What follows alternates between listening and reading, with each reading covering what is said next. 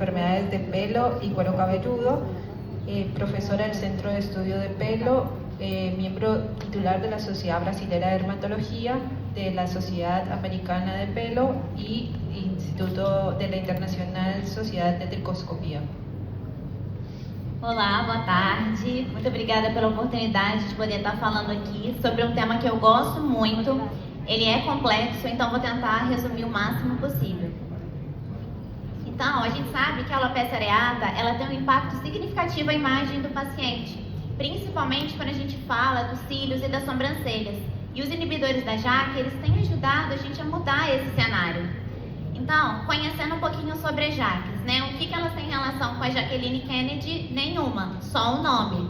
Na verdade, o nome dos inibidores da JAK é por conta do deus romano Janus, porque ele tem uma face que olha para frente e outra que olha para trás. E isso é como se representasse o olhar dentro e fora da célula. E as JAKs, elas fazem uma comunicação entre o meio intra e extracelular. Então as JAKs, elas pegam uma mensagem de fora da célula e elas transduzem esses sinais para que eles sejam interpretados dentro dos núcleos das células. E esse processo, ele também é mediado por outras proteínas intracelulares, que são as STATs. Então, como o Dr. Aldo já falou super bem, eu vou resumir bem mais, o privilégio imunológico na alopecia areata, ele é perdido. Então, com isso, o nosso bulbo capilar, ele passa a ser visível pelo sistema imune.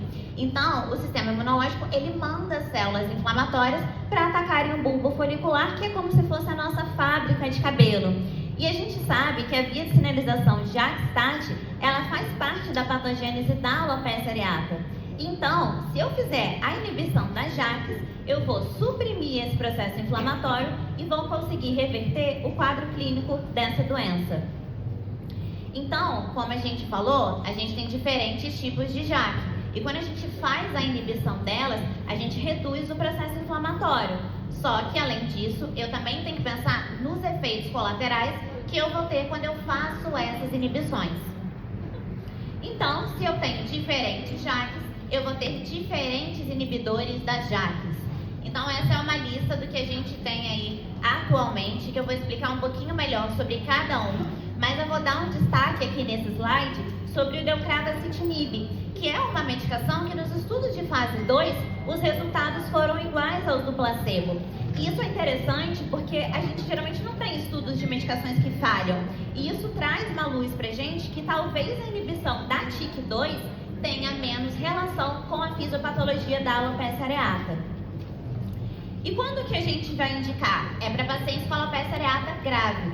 Então, através do SALT, a gente considera maior ou igual a 50%. No entanto, tem algumas situações que são especiais. Então, se o paciente ele tem um impacto psicológico negativo relacionado à alopecia areata, acometimento de cílios, sobrancelhas, uma resposta inadequada e por pelo menos 6 meses de tratamento, ou uma alopecia areata rapidamente progressiva, ele vai subir 1 grau na gravidade.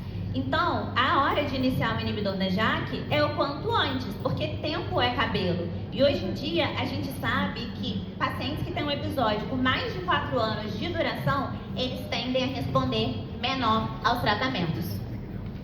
Então, eu trouxe aqui um pouquinho sobre o tofacitinib, porque ele foi quem deu o início aí da nossa experiência com os inibidores da JAK.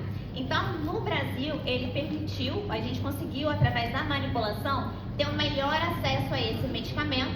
Então, a gente foi ganhando experiência com os inibidores da JAK. Ele é off-label, ele é um pan-JAK, é uma droga mais antiga, mas a gente tem um grande número de relatos de casos e a gente aprendeu muito com o pessoal da reumatologia que usa o tofacitinib para pacientes a partir dos 2 anos de idade com artrite idiopática juvenil. Então, é uma medicação que a gente usa muito para a classe pediátrica. E esse é umas fotos de um antes e depois de um paciente meu que respondeu com 7 meses de tofacitinib associado ao minoxidil oral, que na minha prática eu sempre associo porque eu acho que a resposta é muito melhor. Então, falando um pouquinho agora sobre o ritlecitinib. Ele inibe a JAK3 e a TEC e ele foi aprovado pelo FDA em 2023. Em um estudo multicêntrico com 718 pacientes, o Alegro, e foram avaliados pacientes a partir dos 12 anos de idade em várias dosagens. E quase metade dos pacientes ou universal. E o objetivo era reduzir esse SALT para menor ou igual a 20 no período de 24 semanas, e depois foi feita uma extensão desse estudo sem o placebo. Então aqui estão os resultados, né? A gente consegue ver que na parte, aqui ó, que é o grupo de pacientes de ritlecitinib 50 mg, nesse período de 24 semanas, eles tiveram uma melhora de 23%. E todas as doses elas foram superiores ao placebo. E aqueles pacientes que fizeram uma dose de ataque, eles tiveram uma resposta clínica antecipada. Só que quando esse estudo ele foi estendido, o grupo de pacientes de ritlecitinib 50 mg teve uma melhora de 43%, que foi muito similar aos pacientes que receberam as doses de ataque. Então, com ou sem a dose de ataque, a eficácia foi semelhante. Por isso que a dose liberada do ritlecitinib é 50 mg por dia. E ele é uma medicação que a gente já tem um follow-up de 3 anos. Então, a gente tem dados de eficácia e de segurança, e a porcentagem dos pacientes que atingiram o SALT 20 com ritlecitinib 50 mg foi melhorando ao longo do tempo. Então, aí, ao longo desses 36 meses, a gente teve uma melhora progressiva. Agora um pouquinho sobre o baricitinib. Esse estudo do New England foi quem levou a liberação dele pelo FDA em 2022. Ele é um inibidor de JAK1 e JAK2. Também um estudo multicêntrico que comparou as doses de 4 e 2 mg com o placebo, com o objetivo de um SALT 20 em 36 semanas. E aqui a gente consegue ver que o paciente com o baricitinib 4 mg, ele teve uma resposta muito superior ao 2 mg e ao placebo. Então, baricitinib 4 mg, superioridade clínica e estatística. E depois, aí, nos desdobramentos do estudo, né, ao longo aí de 52 semanas, fizeram um subgrupo de 5 pacientes com alopecia areata grave, entre 50 e 94 de SALT, e não houve nenhuma diferença significativa em resultado. Só que os pacientes com areata muito grave, que é o SALT 95 a 100, eles tiveram um início tardio e uma menor taxa de resposta, mostrando que a gravidade da doença, ela tem muita relação com o prognóstico mais desfavorável. Então, são esse grupo de pacientes aqui, e os outros a gente vê que não teve tanta diferença estatística. O leuruxolitinib foi aprovado recentemente, em 2024, pelo FDA, o inibidor de JAK1 e JAK2, também no estudo multicêntrico, em que foi comparado 8 mg 2 vezes ao dia, 12 mg 2 vezes ao dia, e o placebo com um objetivo aí de SALT menor ou igual a 20 em 24 semanas, e o leuruxolitinib foi superior ao placebo. No entanto, a dose de 12 mg foi descontinuada porque no estudo Open Label foram associados 3 casos de tromboembolismo pulmonar possivelmente relacionados à medicação. Então, a dose que a gente tem hoje é 8 mg 2 vezes ao dia. Então, aqui nos estudos, né, a gente vê que as 2 doses, elas responderam bem, responderam rápido, mas por conta de questão de segurança, a dose de 12 mg, ela foi suspensa. O upadacitinib, ele é um seletivo JAK1. O que a gente tem hoje são mais estudos retrospectivos e séries de casos, principalmente associação de alopecia areata com dermatite atópica, porque ele é uma medicação aprovada pelo FDA e pela Anvisa para dermatite atópica moderada grave em pacientes a partir dos 12 anos de idade. Então, a gente tem sim estudos de fase 3, né? E é um estudo multicêntrico que está comparando as doses aí de 15 e 30 mg com placebo, e ele abrange uma faixa etária também mais pediátrica, a partir dos 12 anos de idade, com o objetivo de um SALT menor ou igual a 20 em 24 semanas. E o upadacitinib foi superior ao placebo, e nesse estudo, né, nesse trabalho, mostrou-se que os adolescentes eles responderam muito melhor numericamente do que os adultos. O ivarmacitinib, ele é uma medicação que também tem estudos em fase 3, só que ela tem uma limitação importante porque foi feito só em centros chineses. Então, foi feita uma comparação de 4 e 8 mg com placebo.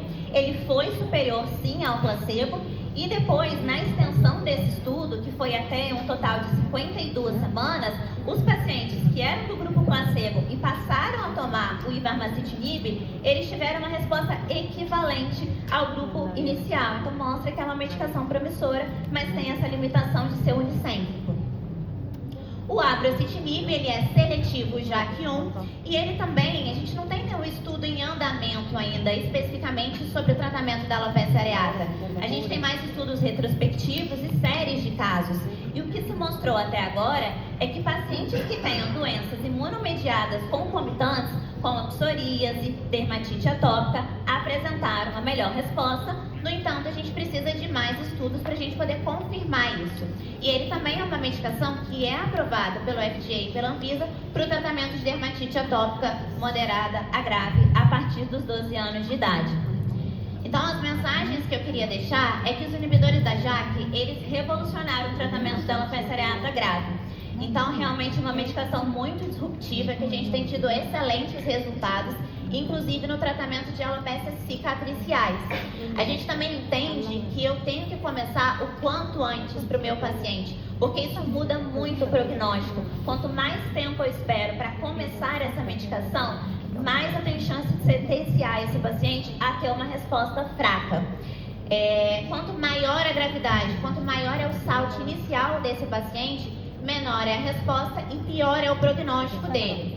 E para poder lembrar, os medicamentos que são aprovados pelo FDA são baricitinib, JAK1 e 2, o ritlecitinib, JAK3 e TEC, e o delruxolitinib, JAK1 e JAK2.